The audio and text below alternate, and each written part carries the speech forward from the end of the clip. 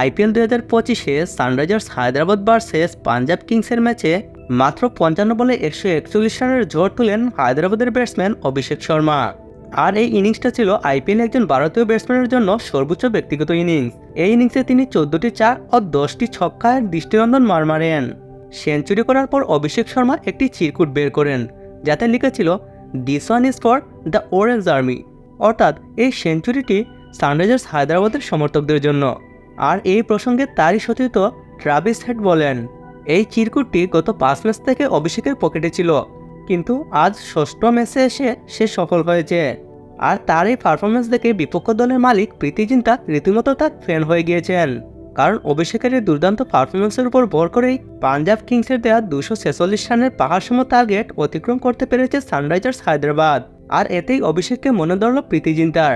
আর তাই তো খেলা শেষ হওয়ার পর দীর্ঘক্ষণ অভিষেকের সাথে খুনসুটিতে মেতে উঠেছিলেন প্রীতি জিন্টা, এবং অভিষেক শর্মার ট্রেডমার্ক সিগনেচার সেলিব্রেশনটি অভিষেকের সামনে রিপিট করেন প্রীতি জিন্টা।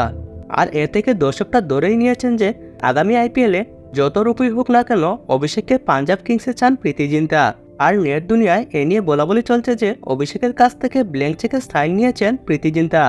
বন্ধুরা, অভিষেকের এই পারফরমেন্স সম্পর্কে আপনাদের মতামত অবশ্যই কমেন্টে জানাবেন। ধন্যবাদ।